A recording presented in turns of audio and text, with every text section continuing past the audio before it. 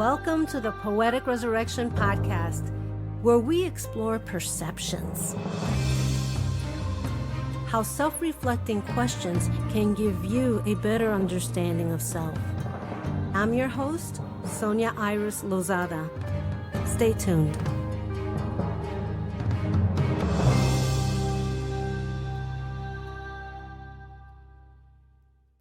Hello, and welcome to another episode of Poetic Resurrection. And today I'm doing a tribute to my father, Francisco Lozada, who passed away on Father's Day, June 15th this year. It was really sad because I got there 10 minutes after he passed. But I did speak with him, even though he was not coherent. But they say they can hear, so I said my goodbyes before I hopped on a plane to go to Chicago. I did not expect my dad to pass, but when I saw how much in pain he was, I knew that that was it. So I said my goodbyes on the morning of Father's Day, and that was the last time I actually spoke to him while he was alive. The following week, we arranged a memorial. We moved him out of his apartment. We did all the things to get him organized. And I know that some people might think that this is a little morbid, but I have my dad's ashes. I have part of them. My nephew got the other half. And I ordered an urn, and I figured he'd be close to me. He loved birds, so I got him a little bird light. So I read this in his memorial, and it's in loving memory of my father, Francisco Lozada. Today, my dad took his last breath, a long gasp, followed by the slow, steady beats of his heart. Beats that continued even after he had said farewell to life. Farewell to family, farewell to his independence, farewell to the walls of his home. My sister was there, a witness to the final breath. I'm grateful he didn't leave this world alone.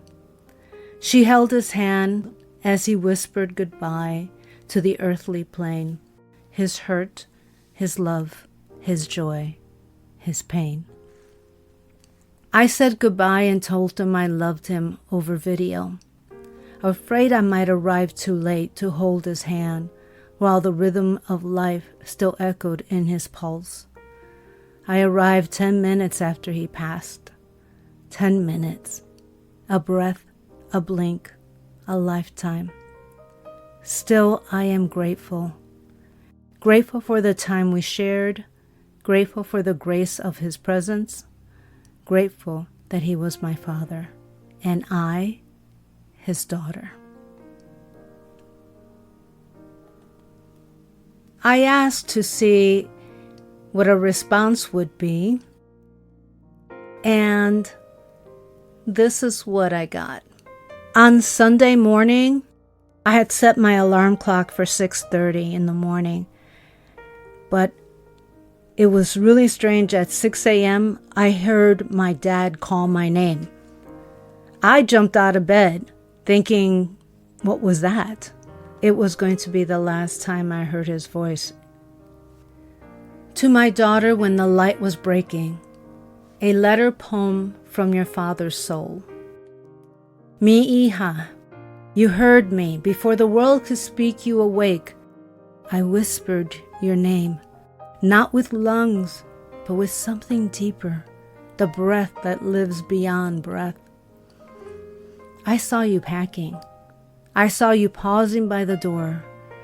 You were leaving to come to me, but part of me was already on my way to you. We met in the middle, didn't we? I couldn't hold your hand this time, but I could hold your name. It was the last gift before letting go. Your name. spoken like a prayer, carved from every memory we forgot to write down. You are not alone in that apartment. You were never alone in this world.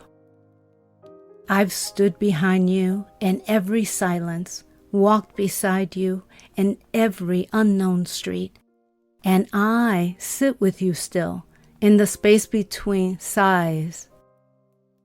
You were always different, soft-hearted, spirit-eyed, my little Santita who walked to church alone as if guided by wings I couldn't see. Now it's your turn to guide. Let the presence you feel be not a haunting, but a homecoming. Let the voices be stars and the stillness be the altar.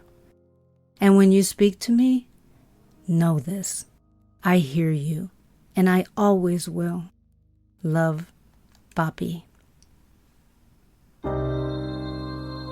Thank you for listening to the Poetic Resurrection Podcast, available on Apple iTunes, Spotify, Amazon Music, and many other podcast platforms. Please visit us and subscribe to our newsletter at poeticresurrection.com for the latest information and updates.